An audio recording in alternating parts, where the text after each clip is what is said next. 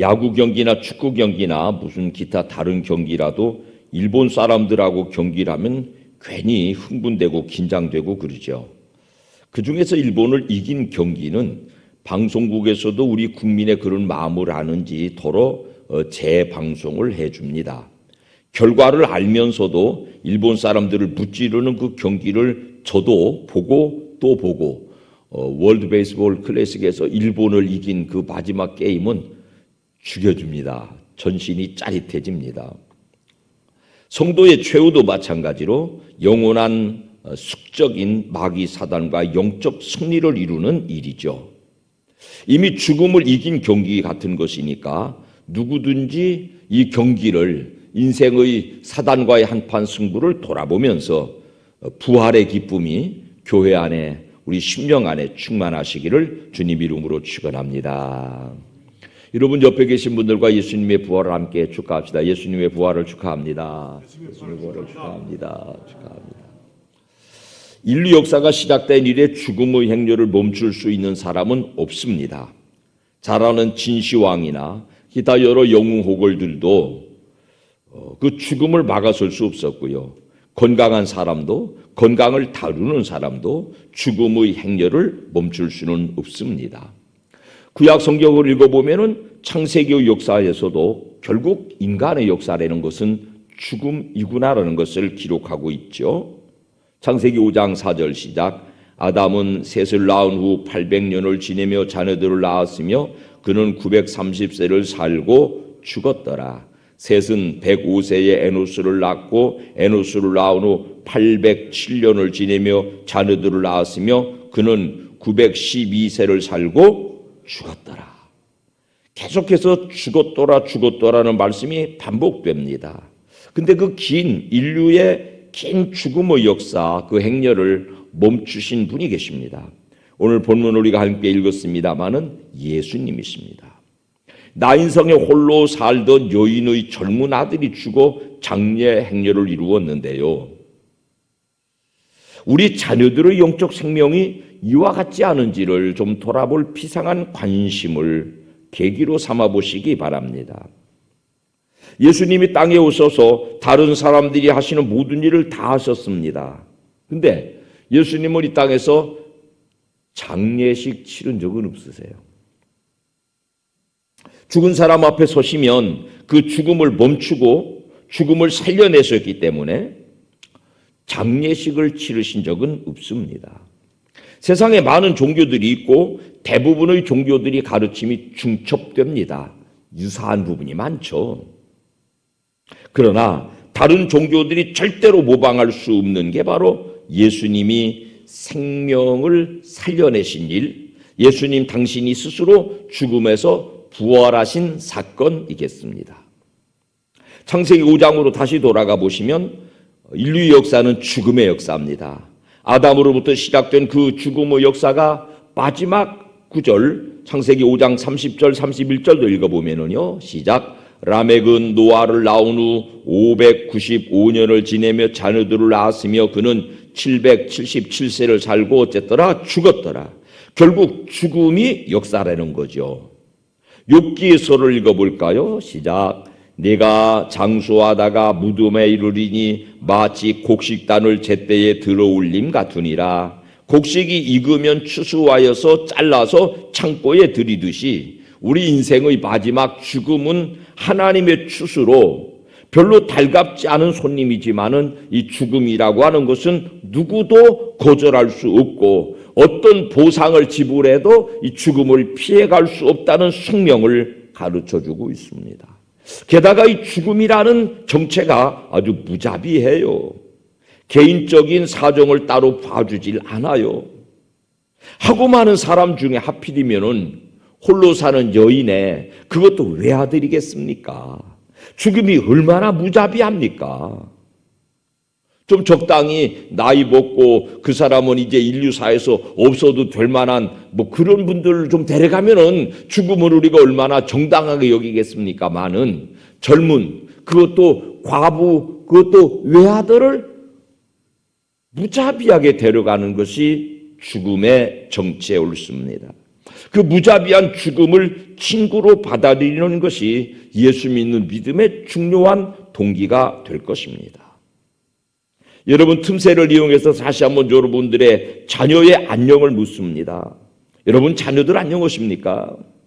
여러분의 자녀들의 영혼이 안녕하십니까? 공부시키느라고 잠시 신앙을 유보했지요. 그렇게 공부해서 얻은 직장 생활에 피곤하니까 신앙생활하지 않는 자녀들의 형편을 지지해 주시지 않았어요? 그러는 동안에 그들의 영혼이 죽어가고 있지 않습니까? 바쁘게 힘들게 일주일 내내 일하고 주일 하루 조금 쉬는데 늦잠도 자는데 그걸 일깨워서 예배드리자고 교회 가자고 그러기가 너무 딱해 보여서 인지상정의 마음으로 우리 아들은 바빠서요, 우리 애들은 바빠서요, 우리 애들은 피곤해서요, 그렇게 신앙생활을 방치하면서 마침내 나인성 과부의 아들이 죽어나간 것처럼 이 영혼의 질식, 영혼의 죽음도 무자비하게 누구에게든지 찾아온다는 사실을 가르쳐 드리는 것입니다. 모든 부모님들이 자녀들의 영적 죽음의 공범자입니다. 다시 한번 말씀드리지만은 학교 다닐 때는 공부해야 돼서 졸업하고 사회생활할 때는 피곤하고 바빠서 신앙생활 소홀히 하는 자녀들을 적극 지지하고 협력하고 마침내 그들의 영혼이 죽어가는 행렬을 박수로 후원해 왔습니다. 골다공증은요, 하루아침에 오는 게 아니에요. 차츰 영양부실 상태가 오다가 마침내 뼈가 부러지고 인생이 무너지고 마는 것입니다. 살펴보시면 신앙생활을 안 하겠다는 사람은 없습니다. 예배 시간에 한 번 빠지고 바빠서 두 번 빠지고 기도를 소홀히 하는 일이 한 번, 두 번, 세 번 진행되는 동안에 누구든지 영혼의 골다공증이 찾아와서 마침내 인생의 전환점에서 군대를 간다든지 대학을 졸업하고 직장을 간다든지 군대에서 제대하고 세상으로 나온다든지 이런 인생의 전환점에서 그동안 쌓여온 영혼의 골다공증 까닭에 그 체제가 한꺼번에 신앙이 한꺼번에 무너지고 마는 것이니 긴장해야 될 것이에요. 신약성경을 시작하는 구절을 읽어보자고요. 마태복음 1장 2절부터 읽어볼까요? 시작. 아브라함이 이삭을 낳고 이삭은 야곱을 낳고 야곱은 유다와 그 형제들을 낳고 생명을 낳는 역사로 신약을 출발하고 있군요. 결국 1장 16절에 가보면 시작. 야곱은 마리아의 남편 요셉을 낳았으니 마리아에게서 그리스도라 칭하는 예수가 나시니라. 출산의 막바지에 예수 그리스도가 나고 계십니다. 죽는 데서 시작한 인류의 역사가 예수 그리스도의 나심을 통해서 새로운 생명의 소망을 갖게 되었습니다. 그 최첨단의 생명이 예수의 생명, 부활의 생명입니다. 예수님이 죽임을 이기고 살아나신 근거는 그분께 죄가 없기 때문이에요. 죽음은 죄로부터 왔지 않습니까? 먹는 날에는 정령 죽으리라. 그 계명을 어기고 선악과를 먹은 죄가 우리에게 죽음을 불러들였어요. 그런데 예수 그리스도는 사람의 몸을 입고 이 땅에 오시기는 했지만은 그분에게는 죄가 없으니까 예수님을 죽음이 영원히 가두어 둘 수는 없었던 것입니다. 외아들 키우다가 청년의 때 죽어버린 외로운 과부는 마침내 그 새 생명 예수님을 만났습니다. 죽음의 행진을 예수님께서 멈춰 세우셨습니다. 그 아이를 살려내셨습니다. 까닭은 그 죽음이 부당한 것이었고 까닭은 그 죽음 때문에 그 어머니의 너무나 간절한 눈물이 있었기 때문에 예수님이 주목하셨던 것이죠.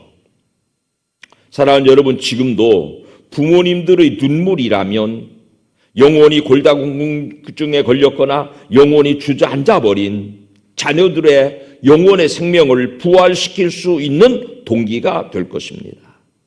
이 시대의 부활은 우리 자녀들의, 우리의 다음 세대들의 신앙 회복이 가지고 있는 가장 강력한 의미일 것입니다.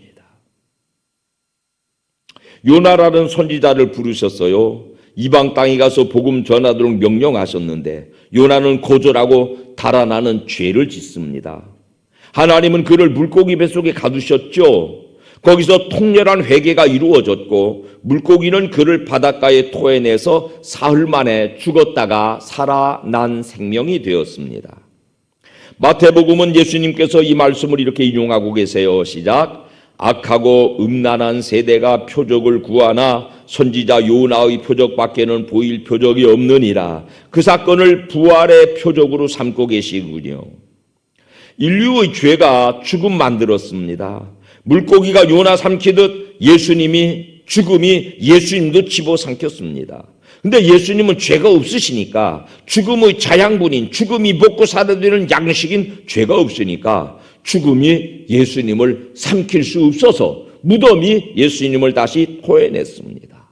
물고기가 요나를 토해내듯 무덤이 예수님을 토해냈습니다. 그것이 부활 생명이죠. 에덴에서 시작된 죽음의 역사가 깊으니까 죽음의 역사가 긴 세월 이어왔으니까 이 죽음이라는 것의 정체도 제법 늙었습니다. 근데 그 늙은 죽음은 지금도 여전히 인류를 향해서 모든 것의 끝이라고 죽으면 모든 것이 끝난다고 인류를 향해서 사기치고 있습니다. 많은 사람들이 이 어둠의 죽음의 정체에 사기에 속아서 죽음 앞에 좌절하고 괴로워하고 그 죽음을 마냥 두려워만 합니다. 그래서 과부의 죽은 외아들의 장례식도 슬픔으로 가득 찼죠. 슬픔으로 통곡했지요. 그 죽음의 행렬이 예수님 만나니까 새 생명으로 탈바꿈됩니다. 죽음이 더는 인생을 향해서 사기칠 수 없게 되었습니다. 그 과부의 아들의 생명 회복이 오늘날 우리 자녀들의 영적 회복되는 게 이 시대의 부활 신앙의 중요한 의미이겠습니다. 우리는 그 죽음을 신부되는 성도가 신랑 예수님 만나러 갈 때 타는 가마처럼 여기면 됩니다. 산 넘고 물 건너 신랑 찾아가려면 이 죽음이라고 하는 가마를 타야 됩니다. 그 가마가 향하는 곳에 주님이 마중 나오셔서 우리의 죽음을 새 생명, 부활 생명으로 바꾸어 주실 것이구먼요. 그 승리의 날을 믿으신다면 우리의 삶은 이긴 경기 되돌려 보기와 같은 것입니다. 예수님 믿고 살다가 먼저 가신 부모님들, 먼저 가신 배우자들이 부활 생명체로 하나님과 살고 있을 것이니까 죽음은 그들 살고 있는 우리의 이웃집으로 우리를 데려다 주는 가마와 같은 것입니다. 그 죽음을 통과해서 새로 얻는 부활 생명의 소망으로 우리의 미래를 준비하셔야 되겠습니다. 우리의 미래 생명이 가지고 있는 그 소망에 함께 동참하기 위하여서 우리의 다음 세대들, 신앙을 잃어버리고 교회를 잃어버린 우리의 다음 세대들의 신앙에 골다공증이 생기지 않도록 공부하는 것보다 세상에서 돈 버는 것보다 예수 믿고 부활 생명 얻어서 다시 만날 영원한 날을 소망하는 것이 최고의 가치라는 점을 우리 부모님들이 우리 자녀들을 향하여서 정말로 목숨처럼 귀중하게 이 부활의 생명을 전달해 주는 올해 부활절이 되시기를 주님의 이름으로 축원합니다.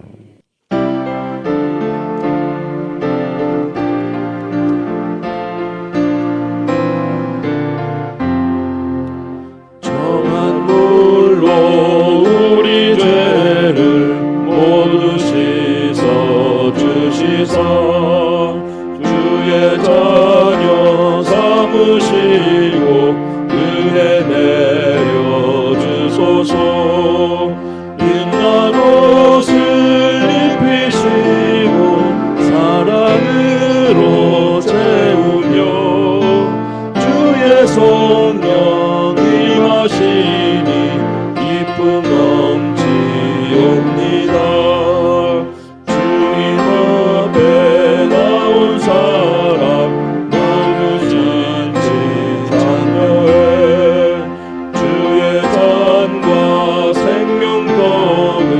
받아 먹게 하소서. 죄와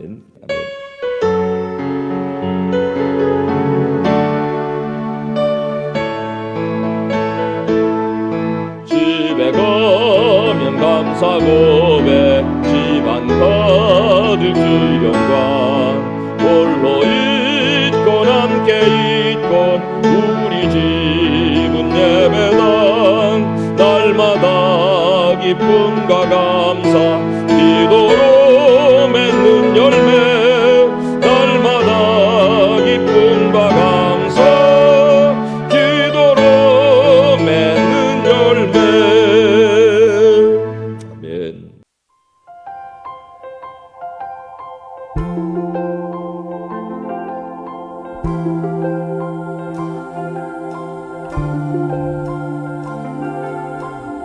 아멘.